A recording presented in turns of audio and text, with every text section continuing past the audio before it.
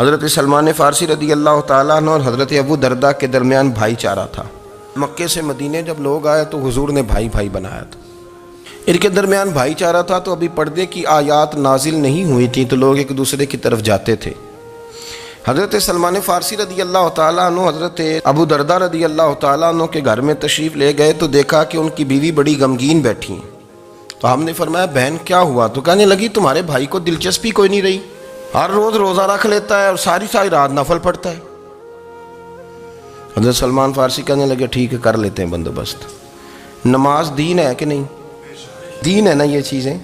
لیکن حضرت سلمان فارسی جناب ابو دردہ سے کہنے لگے آج میں نے تیرے گھر میں رہنا رات کو، کیونکہ وہ تو ساری رات نماز پڑھتے تھے، نفل پڑھتے تھے۔ انہوں نے کہا ٹھیک ہے، ایک بستر لا کے بچھا دیا حضرت سلمان فارسی کے لیے۔ سلمان فارسی فرمانے لگے دوسرا بھی لا۔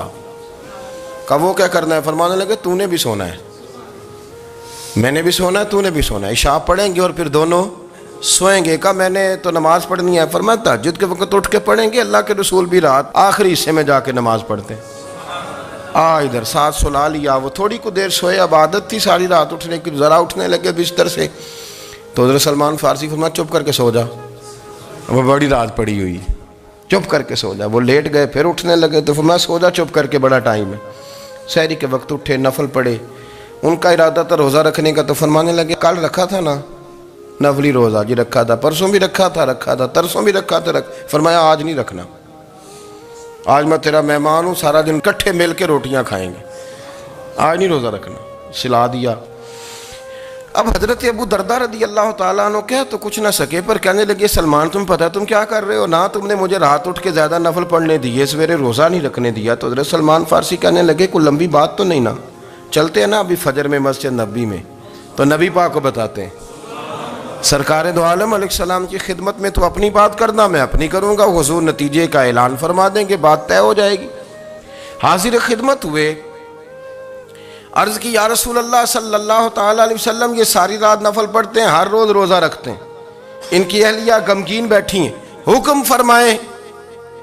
تو نبی پاک صلی اللہ علیہ وسلم نے فرمایا پھر ہوا کیا؟ یا رسول اللہ میں نے رات سلایا ہے، سحری میں اٹھایا ہے، سویرے روزہ نہیں رکھنے دیا۔ نبی پاک نے فرمایا سلمان فارسی نے ٹھیک کیا، سلمان فارسی نے ٹھیک کیا۔ پھر حضور نے فرمایا، نبی کریم نے فرمایا ابو دردہ تیرے اوپر اگر اللہ کا حق ہے، اس کے رسول کا حق ہے، دین کا حق ہے، تو فرمایا تیری آنکھ کا بھی تیرے اوپر حق ہے، تیرے وجود کا بھی تیرے اوپر حق ہے۔ یہ حضور نے فرمایا تیرے بچوں کا بھی تیرے اوپر حق ہے، تیری بیوی کا بھی تیرے اوپر حق۔ اس حق کو بھی سمجھیں، حقوق اللہ بھی ہیں، پر تیری آنکھ کا بھی تیرے اوپر کیا مانا کہ تیری آنکھ سونا چاہتی ہے تو اسے سلا بھی، تیرے وجود کا بھی تیرے اوپر حق، تو تیرا وجود آرام کرنا چاہتا ہے تو اسے آرام بھی کرا۔ اور پھر وہاں نبی پاک صلی اللہ علیہ وسلم نے فرمایا میں تم سب، سننا یہ لفظ حدیث کے، حضور نے اسی موقع پر فرمایا میں تم سب سے زیادہ اپنے رب کو جانتا ہوں اور میں تم سب سے بڑھ کر اپنے رب سے ڈرتا ہوں۔ حضور فرمانے لگے میں روزہ بھی رکھتا ہوں، افطار بھی کرتا ہوں، یعنی کبھی رکھتا ہوں اور کبھی نہیں رکھتا۔ فرمایا میں نفل بھی پڑھتا ہوں اور اپنی بیویوں کو وقت بھی دیتا ہوں۔ سرکار مسجد میں بھی آتے تھے، نواسوں کے ساتھ کھیلا بھی کرتے تھے، ان کے ساتھ پیار بھی کرتے تھے۔ تو اتنے بڑے حقوق حضور نے بیان فرمائے عورتوں کے کہ تمہاری بیوی کا بھی تمہارے اوپر۔ لو ایک حدیث بخاری کی اور یہاں بیان کر دیتا ہوں۔ ایک شخص نے آ کے عرض کی یا رسول اللہ صلی اللہ تعالیٰ علیہ وسلم جہاد کے لیے تیاری ہو گئی ہے، صفیں بن رہی ہیں، مجاہدین کی تیاری ہے، تو میرا بھی نام لکھ دیا گیا ہے مجاہدوں کی لسٹ میں، لیکن یا رسول اللہ صلی اللہ تعالیٰ علیہ وسلم میری بیوی نے حج کی تیاری کر لی ہے اور میرے دوستوں نے، صحابہ نے میرا نام مجاہدین کی لسٹ میں لکھ دیا، تو میرے لیے کیا حکم ہے؟ یہ بخاری مسلم ہے۔ تو نبی پاک صلی اللہ تعالیٰ علیہ وسلم نے فرمایا جہاد پہ کوئی اور چلا جائے گا تو بیوی کے ساتھ حج کرنے جا، اسے محرم کی ضرورت ہے، وہ تیرے بغیر کیسے جائے گی؟ مجاہدین کو تو اور مجاہد مل جائے گا، پر تو اپنی بیوی کے ساتھ جانا۔ نبی پاک صلی اللہ علیہ وسلم نے مرد کو محافظ بنایا ہے، عورت کو مرد کا قیدی نہیں بنایا، بلکہ عورت کو حفاظت عطا کی اور مرد کو اس کا محافظ بنایا۔ اب بچیاں آزاد ہونا چاہتی ہیں، اور آزادی بھی وہ والی کہ جو بنیادی طور پر آزادی نہیں، فحاشی ہے۔ میں نے بہت پہلے کہا ہے کہ اسلام بیٹیوں کو قیمتی سمجھتا ہے، جس بندے کے پاس 20 تولے سونا ہو وہ چوک میں لے کے نہیں آتا، وہ قیمتی چیز ہے، اس نے چھپا کے رکھی ہوتی ہے۔ تو جو نبی پاک صلی اللہ علیہ وسلم کا کلمہ پڑھنے والے بیویاں، اسلام انہیں قیمتی سمجھتا ہے، کہتا ہے کہ تم قیمتی ہو لہذا گھر کے اندر رہو، تم باہر نہ ہو۔ لیکن عورتیں ہیں کہ ان کو بلا وجہ لوگ خراب کر دیتے ہیں اور بلا وجہ وہ اس مغالطے کا شکار ہو جاتی ہیں۔ اب آگے بڑھتے ہیں۔ قرآن مجید نے سورہ نور کی آیت نمبر 30 میں کہا کہ کل للمؤمنین یغضوا من ابصارہم، فرمایا کہ اے محبوب علیہ السلام مومن مردوں سے کہہ دو کہ اپنی نظریں جھکا کے رکھیں، اپنی نظریں۔ اور اگلی آیت میں فرمایا وَقُلْ لِلْمُؤْمِنَاتِ يَغْضُضْنَ مِنْ أَبْصَارِهِنَّ، فرمایا کہ اے محبوب مومن عورتوں سے بھی کہہ دو کہ اپنی نظریں جھکا۔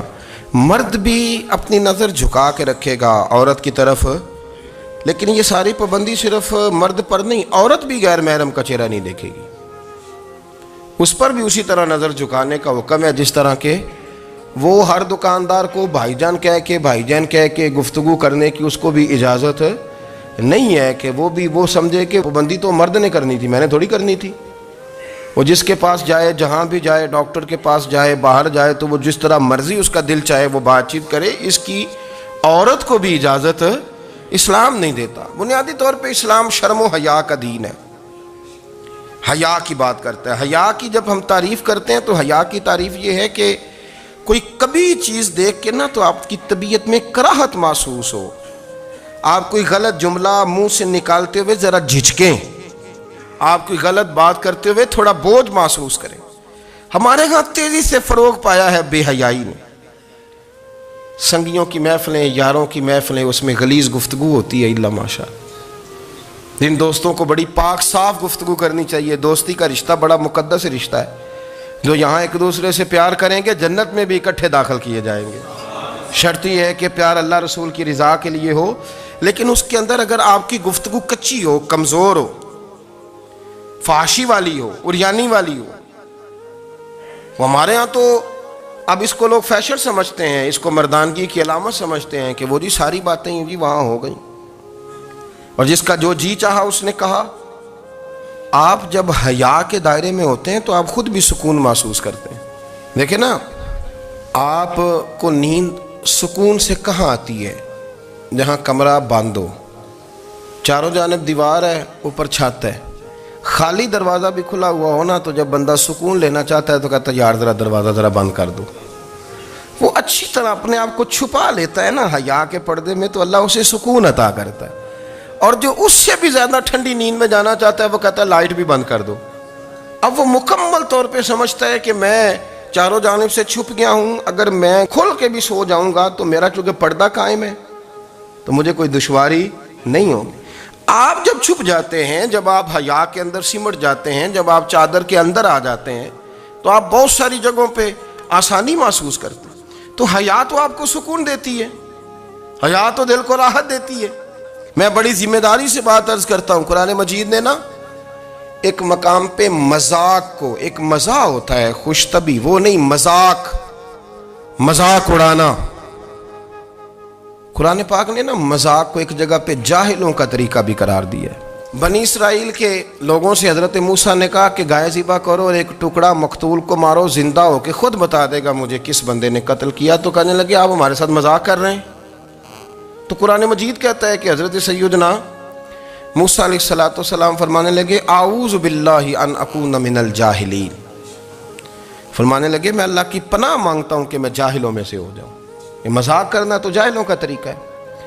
اگر آپ کی زبان سے بے حیائی کا جملہ نکل گیا، اگر آپ کی زبان سے بے حیائی کا جملہ نکل گیا، آپ نے کہہ دیا کہ ہم آزاد لوگ ہیں، جو مرضی کریں گے، جو مرضی کہیں گے، جو ہمارا دل میں آئے گا کریں گے، تو پھر تو لوگ آپ کا وہ حشر کریں گے کہ آپ سے برداشت ہی نہیں ہوگا۔ جس کا لوگ مذاق بنا لیتے ہیں اور جو مذاق بن جاتا ہے پھر اسے کوئی جینے دیتا ہے؟ آپ حیا کی چادر میں چھپیں گے تو بچیں گے۔ اگر آپ نے اپنا مذاق بنوا لیا یہ کہہ کے کہ میں نے مرضی کرنی ہے، پھر یاد رکھنا چھپنے کو جگہ نہیں ملے گی، پھر تکلیف میں آ جائیں گے، پھر بہت بڑی اذیت کا شکار ہو جائیں۔ شرم و حیا، عرب کے اندر جو کنواری لڑکیاں تھیں ان میں بڑی حیا ہوتی تھی، الحمدللہ میں بڑے فخر سے کہتا ہوں کہ میرے پنجاب کی، میرے پاکستان کی بیٹیاں بھی 20 دفعہ ان کا ابا کہے تیری شادی کرنی ہے تو وہ آنکھ نہیں اٹھا پاتی آج بھی۔ یہ تو وہ چند لوگ ہیں جو کہتے ہیں ہم ہائی کلاس ہو گئے، ہمیں نہیں پتا کہ وہ روشن خیال ہو گئے ہیں کہ روغن خیال ہو گئے، پتہ نہیں کدھر چلے گئے۔ ورنہ ہماری بیٹیاں آج بھی جب ان سے ان کا باپ، ان کی ماں بات کرتی ہے تیری شادی کی، تو وہ تو شرم کے ساتھ پچھلے سے پچھلے کمرے میں چھپتی ہیں۔